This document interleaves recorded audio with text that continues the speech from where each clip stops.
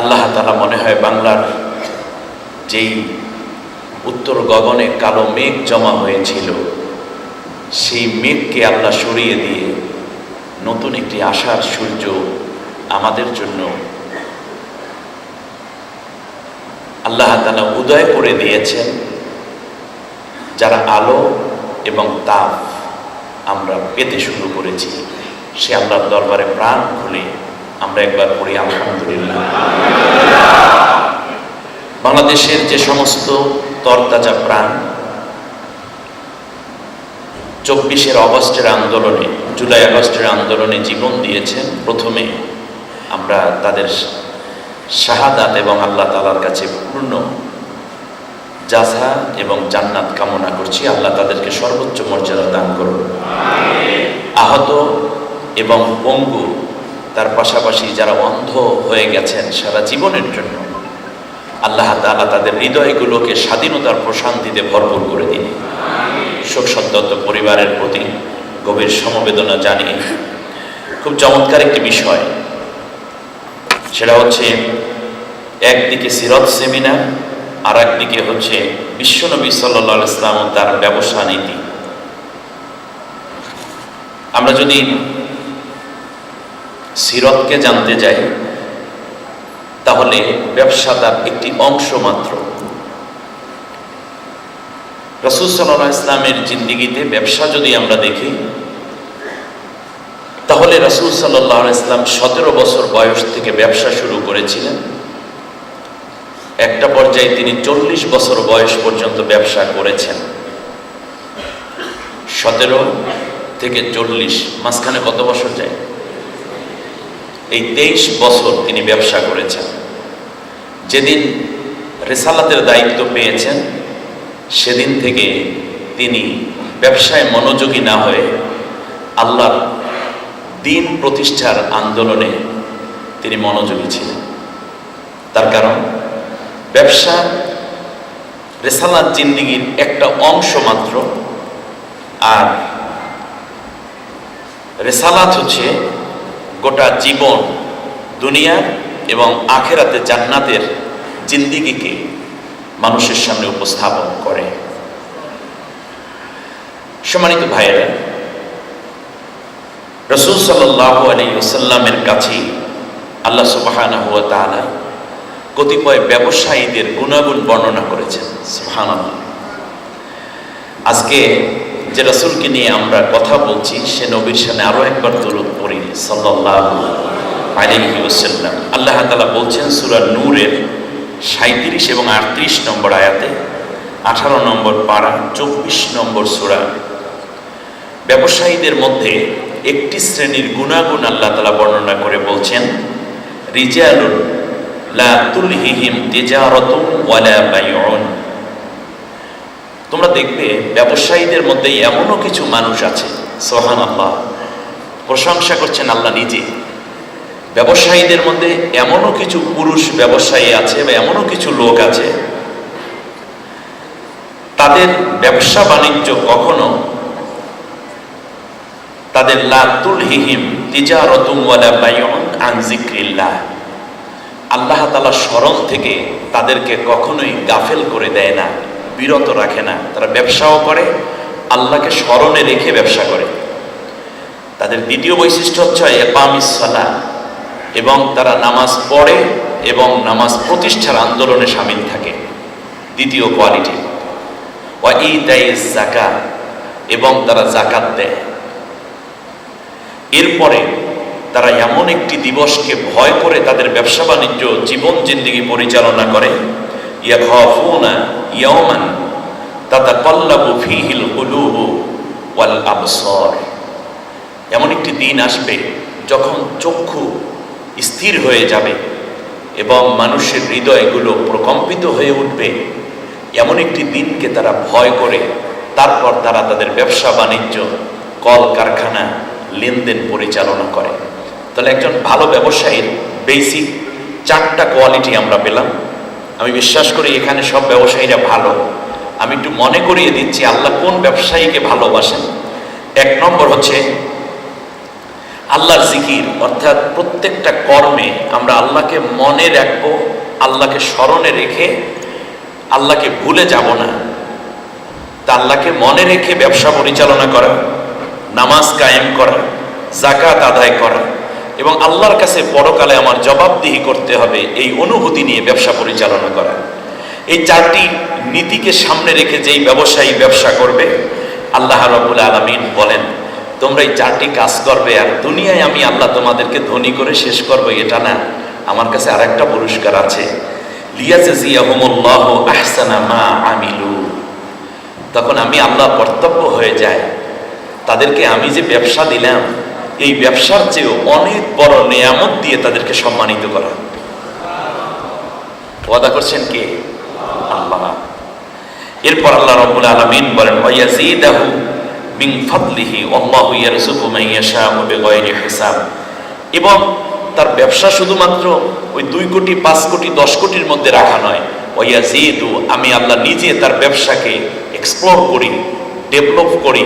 আমি আল্লাহ তার ব্যবসাকে অনেক উন্নীত করার জন্য, উন্নীত করার দায়িত্ব আমি আল্লাহ নিজে দায়িত্ব পালনের মাধ্যমে তার ব্যবসাকে বড় করে দিই।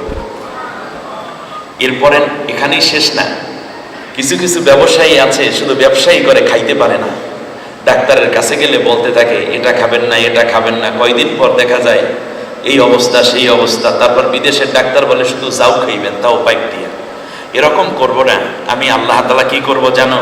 আমি আল্লাহ তার ওর রিজিককে আরো বাড়াই দেব। ও খাবে দাবে, এনজয় করবে, ভোগ করবে, কিন্তু 4টা কাজ সে যেন মনে রাখে। মনে থাকবে তো আপনাদের ইনশাআল্লাহ? আল্লাহ কবুল করুন। আপনারা নোট করে নিলে পরে আবার দেখে বিস্তারিত আরো ভালো পারবেন। সূরা ফাতিরের 29 নম্বর আয়াতে গিয়ে আল্লাহ রাব্বুল আলামিন বলছেন শোনো, আরেকটা ব্যবসা আছে যেই ব্যবসার কোনো ক্ষতি নাই, শুধু লাভ আর লাভ। সুবহানাল্লাহ। সেই ব্যবসাটা কি? সেটা হচ্ছে ইন্নাল্লাযীনা ইয়াতলুনা কিতাবাল্লাহি, যারা ব্যবসা করে ঠিকই কিন্তু আমি আল্লাহর কিতাবকে ভুলে যায় না। তারা নিয়মিত আমার কোরআনটা পড়ে, কোরআনের দাস দেয়, কোরআনের দাস শোনে এবং কতটা আয়াত পড়লো সেটার আলোকে সে নিজে মনোযোগী হয় এবং কোরআনের প্রতি তার দারুণ মনোযোগ থাকে। তাহলে ওখানে পেলাম 4টা কাজ, আর এখানে একটা কাজ নতুন যোগ হলো। সেটা কি? আল্লাহর কোরআন তিলাওয়াত করে। আপনার মোটেও সুযোগ নাই, তার কারণ প্রত্যেক মিনিটে 10টা করে ফোন আসে। আপনার 5টা গার্মেন্টস, 9টা শিপমেন্ট আসছে চায়না থেকে, এই যাচ্ছে লন্ডনে, এই যাচ্ছে আমেরিকায়, এই কাজ সেই কাজ, হাজার হাজার এমপ্লয়। না, আপনি আল্লাহকে ভুলে যেতে পারেন না, তার কারণ আপনাকে আল্লাহ ব্যবসা করার জন্য দুনিয়ায় পাঠান নাই। আর রাসূল সাল্লাল্লাহু আলাইহি ওয়াসাল্লামকে আল্লাহ ব্যবসা করতে দুনিয়ায় পাঠান নাই, বরং ব্যবসা কিভাবে করতে হয় তা কয়েকদিন নবীজি ব্যবসা করে বিশ্ববাসীকে দেখিয়েছেন যে আমার উম্মাত যারা ব্যবসা করতে চাও তারা এইভাবে ব্যবসা করবে। এটা ছিল মূল টার্গেট। ব্যবসা করাই জীবনের টার্গেট নয়। এবারে আল্লাহ তাআলা বলছে ইন্নাল্লাযীনা ইয়াতলুনা কিতাবাল্লাহ, যারা আমি আল্লাহর কিতাব তেলাওয়াত করে। অতএব গাড়ির মধ্যে কিংবা আপনার আল্লাহ তাআলা আপনাকে লাক্সারিয়াস একটা বিছনা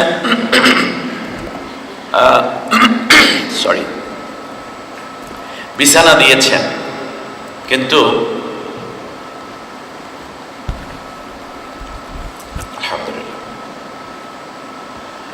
আপনি এখানে কি করছেন?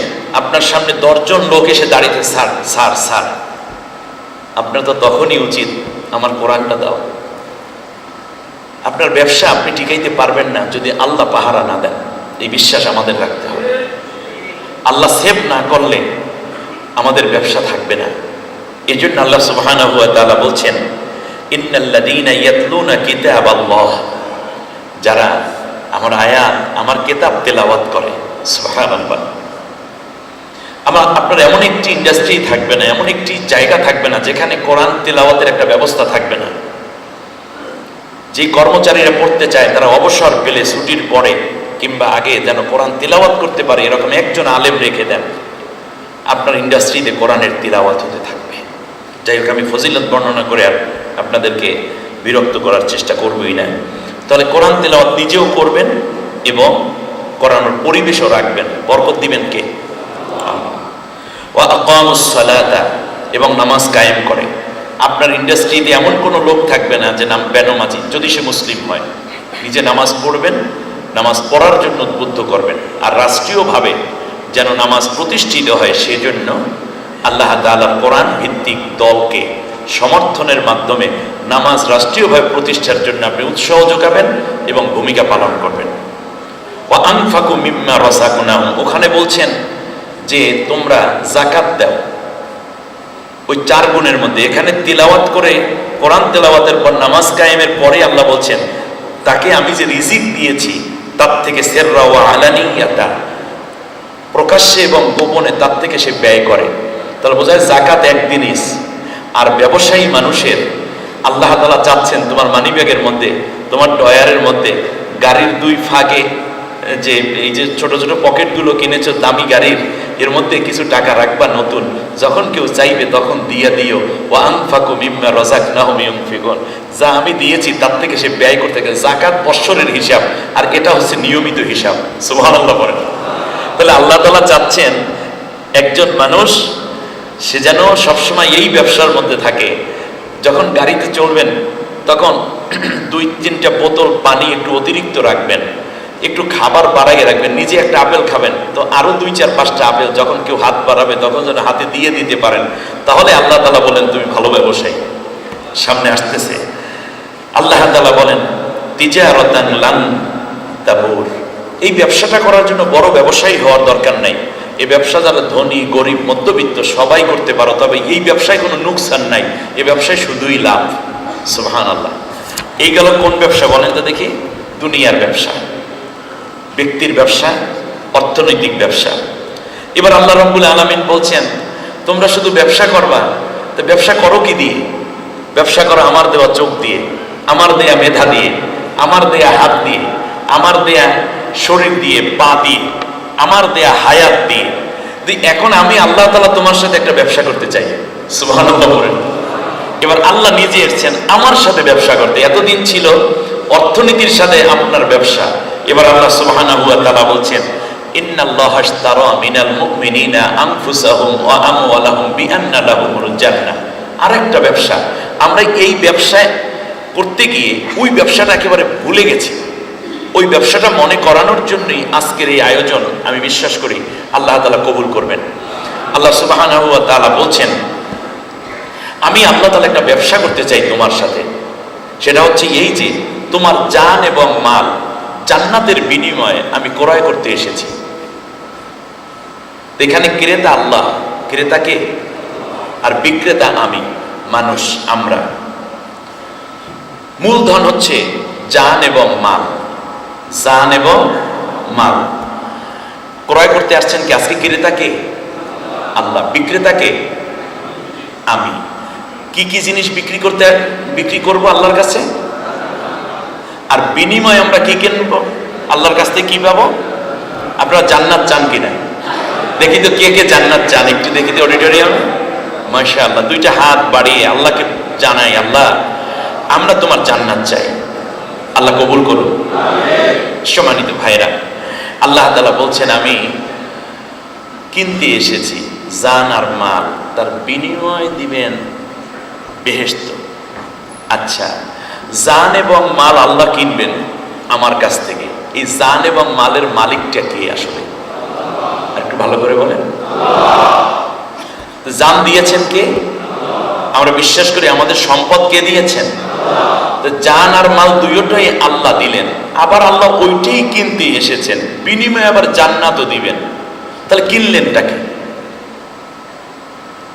কিনেছেন স্বাধীনতা। কিনেছেন কি? অর্থাৎ জান এবং মাল এটা যে আমার দেওয়া, এইটা তুমি স্বীকার করো কিনা এটা প্রমাণ দিতে হবে। যখন জান চাবো তখন আমার পথে জীবনটা দিতে হবে, আর যখন মাল চাবো তখন আমার পথে মাল বিলিয়ে দিতে হবে, দান করতে হবে। এই ক্ষেত্রে তুমি কৃপণতা করতে পারবা না। ওই স্বাধীনতাটুকু যদি তুমি আমাকে দিয়ে দাও তাহলে তার বিনিময়ে আমি তোমাকে জান্নাত দিয়ে দেব। আল্লাহ রাব্বুল আলামিন সূরা তাওবার 111 নম্বর আয়াতে বলেছেন এটা। আরেকটা পরকালীন ব্যবসার একটা চমৎকার কথা আল্লাহ তাআলা বলেছেন। বলছেন দুনিয়ায় ব্যবসাটা করো, পরকালে তুমি লাভবান হবে। ইয়া আইয়ুহাল্লাযীনা আমানু হাল আদুল্লুকুম আলা তিজারাতিন তুমজিকুম মিন আযাবিন আলীম।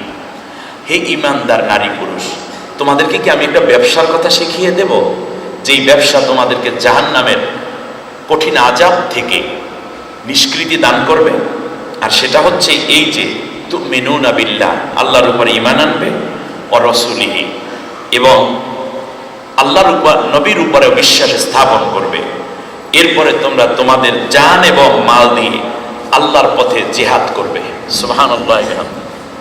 এরপর আল্লাহ সুবহানাহু ওয়া তাআলা বলতেছেন, শোনো, যালিকুম খায়রুল লাকুম ইন কুনতুম তা'লামুন, এটা তোমাদের জন্য কল্যাণ যদি তোমরা বুঝতে পারো। এটা গেল জাগতিক কল্যাণ। এবার আল্লাহ তাআলা বলছেন, শোনো, যদি তোমরা আমার সাথে এই ব্যবসাটা পরিচালনা করো, তাহলে আমি আরো কিছু বেনিফিট দেব। ইয়াগফির লাকুম যুনুবাকুম, আমি আল্লাহ তোমার আগের জীবনের সমস্ত গুনাহগুলো মাফ করে দেব। ওয়া ইউদখিলকুম জান্নাতিন তাজরি মিন তাহতিহাল আনহার, আর আমি তোমাদেরকে জান্নাতে প্রবেশ করাবো যার তলদেশ দিয়ে ঝর্ণাধারা প্রবাহিত, ওয়া মাসাকিনা তাইয়্যিবা, এবং পবিত্র জীবন জীবিকা দান করব। সুবহানাল্লাহ।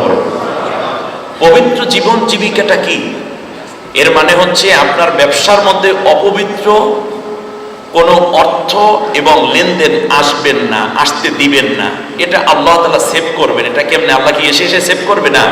অর্থাৎ এমন একটি পরিবেশ ব্যবসার মধ্যে তৈরি হবে, দেশের মধ্যে পরিবেশ তৈরি হবে, যেটা আমার আগে ইসলামী ব্যাংকের কর্মকর্তা এক বক্তা চমৎকার করে বলতেছিলেন। এবং ইসলামী অর্থ ব্যবস্থা, লেনদেন এবং সব কিছুর মধ্যেই রয়েছে পবিত্রতা। অপবিত্রতার কোনো জায়গা নেই। আর এই অপবিত্রতা যদি হয়, তাহলে সেখানে সম্মান থাকে না, সেখানে থাকে অপমান। আমরা আজকে আয়াত তিলাওয়াত করতে করতে আমার দুইজন ব্যবসায়ীর কথা খুব মনে পড়েছে। দেখুন, একদিকে দুনিয়ার ব্যবসায়ও তিনি সফল, আখিরাতের ব্যবসায়ও তিনি সফল।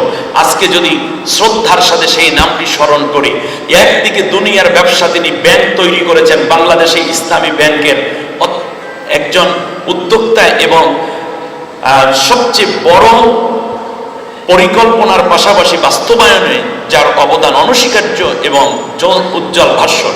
ঠিক তার পাশাপাশি ইবনে সিনা হাসপাতাল, সেখান থেকে নিয়ে আরো অনেকগুলো অর্থনৈতিক অবকাঠামো এমনভাবে করে গেছেন যার মধ্যে হালালিয়াত রয়েছে এবং সাফল্যও রয়েছে। শহীদ মীর কাসিম আলী, আপনি নামটা জানেন কিনা? আল্লাহ তাআলা তার কবরটাকে জান্নাতের টুকরায় পরিণত করে দিন, জান্নাতের সর্বোচ্চ দরজা নসিব করুন।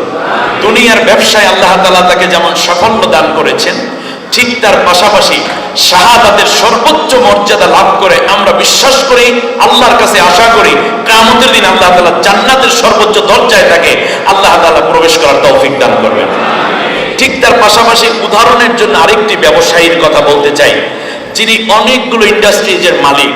বললেন, ৮০,০০০ কর্মচারী আছে আমার, প্রতি মাসে ১৫০ কোটি টাকা আমার শুধু তাদের স্যালারি দিতে হয়, তারপরে আমার এই আছে সেই আছে। এইরকম করে করে সে অনেকগুলো কথা বললেন। গোয়েন্দাদের কাছে গ্রেপ্তার হওয়ার পরে বললেন বাংলাদেশকে তিনি আবার করে দিবেন। এইরকম একজন বড় ব্যবসায়ী বাংলাদেশে আছে, সে ব্যবসায়ীর নাম কি? দরবেশ। আপনারা দেখুন ব্যবসার কত নুকসানিয়াত, ব্যবসার ক্ষতিটা কোথায় একটু ভালো করে বুঝুন। একজনে আল্লাহর কাছে জানমাল বিক্রি করে দিয়েছেন, আবার দুনিয়ার বুকেও সম্মানিত হয়েছেন। দুইও দিক থেকে মীর কাসিম আলী ভাইকে আল্লাহ সম্মানিত করেছেন। এই ব্যবসায়ী কি করলো? শেয়ার বাজার, ব্যাংক সব লুটপাট করে হাজার হাজার কোটি টাকা বিদেশে পাচার করে দিল। যাওয়ার সময় সাদা দাড়িগুলোকে কামাইয়া ফলাইলো, কালো সাদা চুলগুলোকে কালো বানাইয়ে ফলাইলো।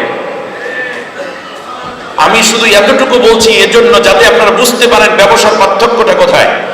সেখানে তাকে রিমান্ডে নিয়ে জিজ্ঞেস করা হলো যে আপনি দাড়ি কামাইলেন কেন? কার মিয়া রাখো, দাড়ি রাখা সুন্নত, জান বাঁচান ফরজ। জীবন বাঁচাইতে পারি না দাড়ি দিয়ে, দাড়ি কামাই এই সুন্নত জমা দিয়ে যদি আমি ফরজটা আদায় করতে পারি, এই চিন্তায় মোটামুটি এটারে সাইজ করে ফেলাইছে। আর ফাঁসির মঞ্চে যাওয়ার আগে ওসিয়ত করেছিলেন আমার ছেলে আমার জানাজা পড়াবে। খেয়াল করুন, দুইটি পার্থক্য আমি আপনাদের সামনে তুলে ধরলাম। সবাই জ্ঞানী, অন্যায়ভাবে তাকে ফাঁসির মঞ্চে নেওয়া হচ্ছে, ওসিয়ত করলেন আমার ছেলে আমার জানাজা পড়াবে। একদিন আগে ছেলেটাকেও কিডন্যাপ করে নিয়ে যাওয়া হলো। তিনি দেখতে পাচ্ছেন তার সামনে নিশ্চিত ফাঁসি, এরপরেও তিনি পিছপা হয়ে যাচ্ছেন না। শুধু ব্যবসা করার জন্য তারা ব্যবসা করেননি, তারা ব্যবসা করেছেন ওই প্রথম যে দুইটি আয়াত বলেছি এজন্য করেছেন। রাসূল সাল্লাল্লাহু আলাইহি ওয়াসাল্লামের এই সুন্নতকে জীবিত করার জন্য তারা ব্যাংকে যে হালাল অর্থ ব্যবস্থা কি হতে পারে। আজকে বাংলাদেশে অনেক ফকিগণ কথা বলেন, অনেক পীর মাশায়েখ কথা বলেন, তাদের কথা শুনতে ভালো লাগে এবং তাদের কথা বলা উচিত, কিন্তু আজও পর্যন্ত কোনো পীর, কোনো বুজুর্গ, কোনো কওমি আলেমের ভাইয়েরা কিংবা আমরা বক্তারা একটা শুধু বলছি সুদ হারাম, সুদ হারাম। আরে হালাল যেটা সেইটা কি আমরা এই জাতির সামনে পেশ করতে পারিনি, কিন্তু জেনারেল শিক্ষিত নবীর উম্মত তিনি চিন্তা করেছিলেন এবং তার সাথে অনেক ভাইয়েরা চিন্তা করে বাংলাদেশে সুদ মুক্ত, সুদহীন একটি অর্থ ব্যবস্থার যে স্রোতধারা তৈরি করেছেন।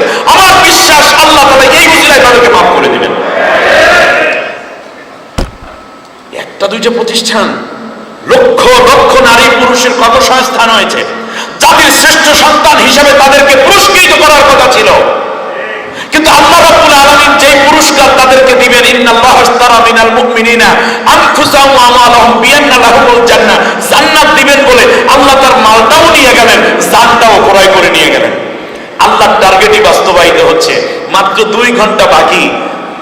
জিজ্ঞেস করা হলো, আসছে গোসল টোসল করাইয়া তাকে নিয়ে যাবে, বললো যে এখনো 2 ঘন্টা বাকি, প্রস্তুতি নেব, ঠিক আছে তাহলে একটা কাজ করি, 2 ঘন্টা তো বাকি, 1 ঘন্টা ঘুমিয়ে নেই। সুবহানাল্লাহ। আল্লাহ রাব্বুল আলামিন এখানে যেমন বলেছেন রিজালুন লা তুলহিহিম তিজারাতুন ওয়ালা বাইউন, এমন লোকও আছে সমাজের মধ্যে তাদের ব্যবসা বাণিজ্য তাদের আল্লাহর জিকির থেকে, নামাজ কায়েম থেকে, যাকাত আদায় থেকে বিরত রাখে না। ঠিক তেমনি আল্লাহ কোরআনের সূরা আহজাবের মধ্যে গিয়ে বলছেন ওই দলের মধ্যে এমন লোকও আছে, মিনাল মুমিনিনা রিজালুন সাদাকু মা আহাদুল্লাহ আলাইহি ফামিনহুম মান ক্বাদা নাহবাহু ওয়া মিনহুম মান ইয়ানতাদির ওয়া মা বাদদালু তাবদীলা। কি যে কথা! আল্লাহ তাআলা বলছেন ওই ব্যবসায়ী শুধু তারা এই ব্যবসা করে নামাজ পড়া, এরপরে আল্লাহর জিকির করা, যাকাত আদায় এবং তারা আখিরাতকে ভয় করে, এটাই নয়, বরং ওই কাফেলার মধ্যে এমন লোকও আছে তুমি দেখবে তাদের এক একজনকে অন্যায়ভাবে নির্দোষ হওয়ার পরেও এক একজনকে হত্যা করা হচ্ছে। তাদের একজনকে ফাঁসি দেওয়া হচ্ছে, আর একজনের ফাঁসির রায় কার্যকর করার জন্য আগামীকাল 10টা 1 মিনিটে তাও ঘোষণা হয়েছে। সব কিছু রেডি, একজনকে হত্যা করা হয়, আর একজনকে হত্যা করার জন্য প্রস্তুত করা হয়।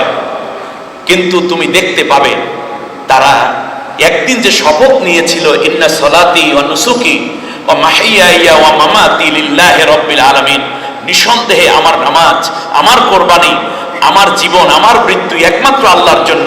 এই শপথ নিয়ে তারা যে ময়দানে বেরিয়ে পড়েছিল আমার দিন প্রতিষ্ঠার আন্দোলনে, তাদের এই মৃত্যু এবং তাদের উপরে অর্পিত মানে প্রয়োগকারী এই ভীতি তাদেরকে শপথ থেকে এক চুল পরিমাণ পিছপা করাতে পারেনি।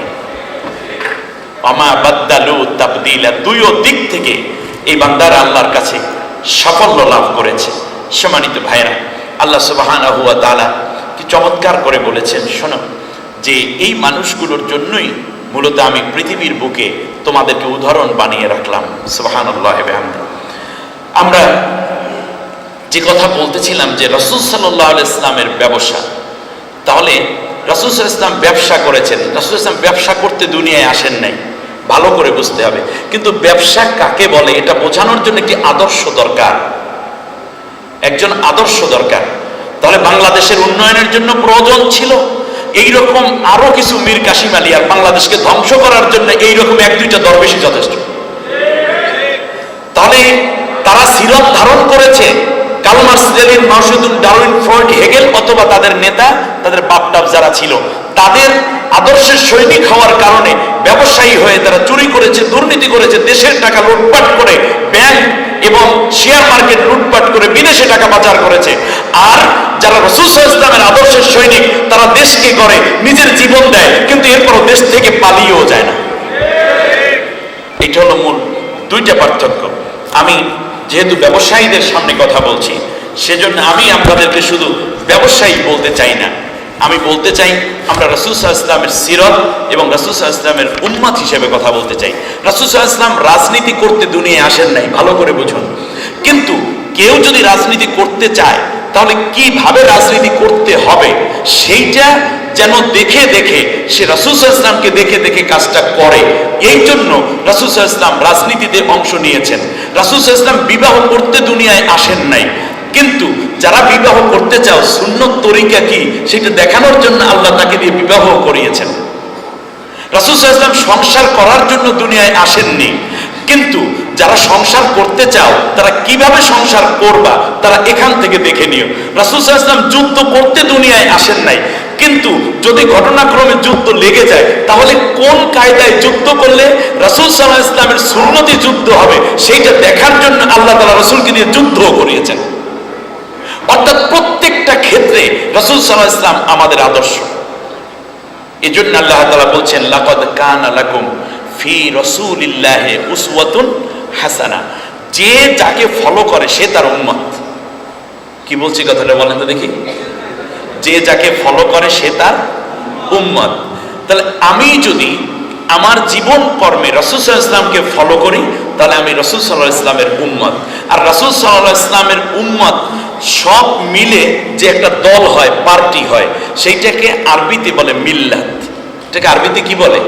মিল্লাত। যখন আমাদের কবরে রাখা হয় তখন একটা দোয়া পড়া হয়, বিসমিল্লাহি ওয়া আলা মিল্লাতে কার্ল মার্কস, মিল্লাতে লেনিন, মিল্লাতে ডারউইন, ফ্রয়েড, হেগেল, মিল্লাতে কি? রাসূলুল্লাহ। এখন তার মিল্লাত মানে দল, ইংলিশে বলে পার্টি। তাহলে আমরা রাসূল সাল্লাল্লাহু আলাইহি ওয়াসাল্লামের নামে আমাদেরকে কবরের মধ্যে রেখে দেওয়া হয়, তাহলে আপনারা বলুন তো দেখি, দুনিয়ায় যদি কোনো ব্যক্তি রাসূল সাল্লাল্লাহু আলাইহি ওয়াসাল্লামের আদর্শ অনুযায়ী তার ব্যক্তি, পরিবার, সমাজ, রাষ্ট্র, অর্থনীতি, সমাজনীতি, শিক্ষানীতি, রাজনীতি, পররাষ্ট্রনীতি, স্বরাষ্ট্রনীতি এগুলো যদি তারা তৈরি না করে, মরার পর যদি এই ব্যক্তিকে নবীর দলে রাখা হয়, তাহলে প্রথম কবরের জিন্দেগি সত্য দিয়ে শুরু হলো না মিথ্যা দিয়ে শুরু হলো? দুনিয়ায় আপনি বলেছেন আমি কার্ল মার্কসের আদর্শের সৈনিক, লেনিনের আদর্শের সৈনিক, এটি ফ্রয়েডের আদর্শের সৈনিক, অমুক নেতা আমার আদর্শ, এ কথা বলার পরে মৃত্যুর পরে এই ব্যক্তিকে যদি বলা হয় যে তোমাকে রসুলের আদর্শের মধ্যে রেখে গেলাম, তাহলে তার কবর জীবন শুরু হলো সত্য দিয়ে না মিথ্যা দিয়ে? মিথ্যা দিয়ে। আপনারা বলুন তো দেখি, রসুলের আদর্শে থাকতে হবে মৃত্যুর পরে না মৃত্যুর আগে? মৃত্যুর আগে আমি রাসূল সাল্লাল্লাহু আলাইহি ওয়াসাল্লামকে ফলো করব। নবী কিভাবে বলেছেন, কোনটা করতে বলেছেন, কোনটা নিষেধ করেছেন, যদি আমরা এই স্ট্রাকচারটা ঠিক রাখতে পারি তাহলে আল্লাহ রাব্বুল আলামিন বলেছেন যে শোনো, দুনিয়াতেও আমি আল্লাহ রাব্বুল আলামিন তোমাদেরকে মাইয়ুতিআর রাসূলা মাইয়ুতিআল্লাহকে আমি আল্লাহ সিদ্দিকদের মর্যাদায় উন্নীত করে দেব। সিদ্দিক আমাদের জানার মধ্যে একজন সিদ্দিকের নাম বলেন তো? হযরতে আবু বকর। সুহাদা এবং শহীদদের মর্যাদায় আমি তোমাদেরকে উন্নীত করে দেব। শুধু তাই না, মৃত্যুর পরেও আল্লাহ তাআলা রাসূল সাল্লাল্লাহু আলাইহি ওয়াসাল্লামকে ডেকে বলছেন যে রাসূল, ইয়া আইয়ুহান নাবিয়্যু, হে রাসূল, হে নবী, হাসবুকাল্লাহ ওয়া মান ইত্তাবাআকা মিনাল মুমিনিন। নবী গো, মৃত্যু তোমার উম্মতের জন্য তুমি সুপারিশ করবে, একদল উম্মতের জন্য তোমার সুপারিশও দরকার নেই, তাদের জান্নাতের জামিনদার আমি আল্লাহ নিজেই হয়ে গেলাম। সেটা হচ্ছে যারা তাদের জীবন চলার পথে তোমাকে ফলো করবে এবং আমার কোরআনের বিধানকে যারা ফলো করে জীবন জিন্দেগি পরিচালনা করবে, তাদের জন্য আমি আল্লাহ নিজেই জান্নাতের জামিনদার হয়ে গেলাম। সুবহানাল্লাহ। সম্মানিত ভাইয়েরা, আজকে আমরা যখন রাসূল সাল্লাল্লাহু আলাইহি ওয়াসাল্লামের সিরাত নিয়ে কথা বলছি, 1948 সাল যখন 7 মে সর্বপ্রথম আজকের যে ইসরায়েল রাষ্ট্রটি এটা প্রতিষ্ঠিত হয়, তখন প্রধানমন্ত্রী ছিলেন David Ben Gurion. David Ben গুরিয়ানকে জিজ্ঞেস করা হয়েছিল যে আপনি কিভাবে দেশ চালাবেন, সাংবাদিকরা প্রশ্ন করেছে এই দখলদারদের কাছে। উনি বললেন যে আমি মুহাম্মদ সাল্লাল্লাহু আলাইহি ওয়াসাল্লামের আদর্শে রাষ্ট্র চালাবো। কার? তখন সবাই আশ্চর্যান্বিত হলো, আপনি রাসূল সাল্লাল্লাহু আলাইহি ওয়াসাল্লামের আদর্শে রাষ্ট্র চালাবেন, এটা কেমন কথা? বলল যে মুহাম্মদ সাল্লাল্লাহু আলাইহি ওয়াসাল্লাম যেদিন ওফাত হয়ে গেলেন, ইন্তেকাল হলেন, সেই দিন দুনিয়ায় অনেক রাষ্ট্রে ইসলামের আলো ছড়িয়ে পড়েছিল, কিন্তু তার ঘরের মধ্যে মাত্র আগামী 2-1 দিনের খাবার মজুদ ছিল। 10-12টা খেজুর ছিল, 7টা দেরহাম ছিল। অতএব আমি আমার রাষ্ট্র চালাবো এমন ভাবে যে রাষ্ট্রের পরিচালকরা ধনী হবে না, কিন্তু রাষ্ট্র উন্নতি হবে। কিন্তু রাসূল সাল্লাল্লাহু আলাইহি ওয়াসাল্লামের ঘরে সেই দিন যা পাওয়া গিয়েছিল, 7টা-9টা তলোয়ার পাওয়া গিয়েছিল। শত্রুর মোকাবেলায় আত্মরক্ষার জন্য, দেশ এবং জাতি রক্ষার জন্য 9টা তলোয়ার। তলোয়ারগুলোর নাম মাহুর, উদু, জুলফিকার, কেলেই, বিদ্যার, খন, দাসু, মাখজাম, কাজিব। বর্ম পাওয়া গেছে 7টি, বর্ষা 6টি, কোমরবন্ধ, ঢাল, নেজা 5টি, শিরোত্রাণ 2টি, জুব্বা 3টি, তাবু, লাঠি, এমনি করে করে ঘোড়া পাওয়া গেছে রাসূল সাল্লাল্লাহু আলাইহি ওয়াসাল্লামের 7টা। সুবহানাল্লাহ বলেন। তাহলে পাওয়া গেল দেশ জাতি রক্ষা করার জন্য আত্মরক্ষার উপকরণ। আজ বাংলাদেশের প্রেক্ষাপটেও যে একটি অবস্থায় দাঁড়িয়ে আছে, আমি মনে করি সেই দিন ইহুদিরা যেই কাজটা চিন্তা করেছিল সেটা বাস্তবায়ন করতে গিয়ে আজকে তামাম বিশ্বে মুসলমানদের বড় একটি কষ্টের কারণ হয়ে আছে। আমি খুব একটা ছোট্ট ইশারা করে এ কথাটা বলতে চাই, তা হচ্ছে আমরা যেন শুধুমাত্র নিজেদের ভোগ বিলাসের জন্য আমরা যেন শুধুমাত্র চেষ্টা না করি। ব্যবসায়ীদের রয়েছে বিশাল দায়িত্ব। সিরাতুন নবী সাল্লাল্লাহু আলাইহি ওয়াসাল্লামের আজকের এই প্রোগ্রামে আমরা যদি তাকাই, তাহলে শুধুমাত্র এই দুনিয়ার ব্যবসার প্রতি অধিক মনোযোগী হয়েই যেন আমরা শেষ হয়ে না যাই। কিন্তু আজকে যে প্রবন্ধ রয়েছে তার মধ্যে আমরা পেয়েছি তাজিরুস সুদুকুল আমিন। হযরতে আবু হুরায়রা রাদিয়াল্লাহু তাআলা আনহু একটা ব্যবসা শুরু করলেন, 3 বছর পর্যন্ত ব্যবসা করার পর ব্যবসা থামিয়ে দিলেন। তো তার অনেক কাস্টমার হলো, আমদানি রপ্তানির অনেক ক্রেতা বিক্রেতা তিনি পেয়ে গেলেন। হঠাৎ করে ব্যবসা নাই। মদিনার বাজারে একদিন একজন জিজ্ঞেস করছে যে, আবু হুরায়রা তুমি ব্যবসাটাকে ছেড়ে দিলে নাকি? বলছে হ্যাঁ ছেড়ে দিয়েছি। বলে কেন ছেড়ে দিলে? বললো যে ছেড়ে দিলাম এজন্য যে রাসূল সাল্লাল্লাহু আলাইহি ওয়াসাল্লাম ব্যবসা করেছেন, এজন্য আমি ব্যবসায় অংশগ্রহণ করেছি, কিন্তু ব্যবসা আমার জীবনের টার্গেট আমি বানাইনি, বরং এর দ্বারা একটি সুন্নতকে আমি তাজা করার চেষ্টা করেছিলাম। সুবহানাল্লাহ। আমি সংক্ষেপে আর একটি হাদিস বলে আপনাদেরকে থেকে বিদায় নিতে চাই। ব্যবসার সুন্নতটা আপনারা জীবিত রেখেছেন। আপনাদেরকে দেখলে আমার খুব ভালো লাগে যে আজকে ব্যবসায়ীদের সামনে কথা বলতে পেরে যারা আমানতদার এবং ইমানদার, সুদুকুল আমিন, আমানতদার এবং সত্যবাদী ব্যবসায়ী যারা, তারা নবীদের সাথে, সিদ্দিকদের সাথে এবং শহীদদের সাথে জান্নাতি হবে। সুবহানাল্লাহ। আজকের ব্যবসায় এই আমানতদারিদের খুবই অভাব। এখন আমানতদার ব্যবসা কেমনে তৈরি হবে? আমানতদার ব্যবসা তৈরি হয় কোরআন এবং সুন্নাহর কোনো সংগঠন, প্রশিক্ষণ এবং ওই ব্যবসার নিয়ম নীতি যাদের জানা আছে তারাই তো আমানতদার ব্যবসায়ী হিসেবে গড়ে উঠবে, ঠিক কিনা? ইসলামী ব্যাংক দীর্ঘদিন বিশ্বের সেরা ব্যাংকের সারিতে যখন দাঁড়ালো, কয়েকজন অসৎ লোক থাকার কারণে ইসলামী ব্যাংক দেউলিয়ার জায়গায় পর্যন্ত পৌঁছে যাচ্ছিল, ঠিক কিনা বলেন? তাহলে একটি ব্যাংক উন্নতি হয় ব্যাংকের কারণে না, বরং এখানে যারা এমপ্লয় থাকেন, কর্মচারী এবং কর্মকর্তা থাকেন, তাদের সততার কারণে।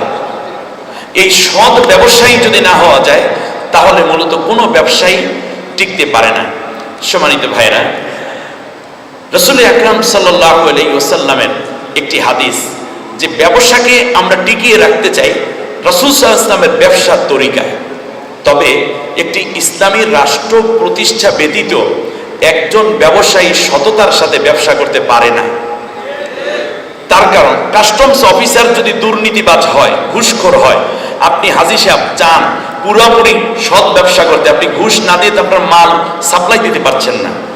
অতএব এই জায়গাগুলোতে দরকার সৎ নেতৃত্ব। ব্যবসা করছেন, একটা সুন্নতকে জীবিত রেখেছেন, কিন্তু এই সুন্নতকে মজবুত করার জন্য আরেকটি মরা সুন্নতকে জীবিত করতে হবে, তাহলে আপনার ব্যবসা পরিপূর্ণতা লাভ করবে। সেই ব্যবসা যদি আপনি আজকে যোগদান করতে পারেন, তাহলে আজকের বিদায়ের সময় 100 শহীদের সওয়াব নিয়েও আমরা বাড়িতে যেতে পারবো। নবীজি সাল্লাল্লাহু আলাইহি ওয়াসাল্লাম বলেছেন, কিয়ামতের পূর্বে আমার সুন্নতগুলো একের পর এক মরে যাওয়া শুরু করবে, একের পর এক। সেই মুহূর্তে একটা মরা সুন্নতকে জীবিত করার জন্য কেউ যদি চেষ্টা করে, তার শহীদ আমলনামায় আল্লাহ তাআলা 100 শহীদের সওয়াব দান করবেন।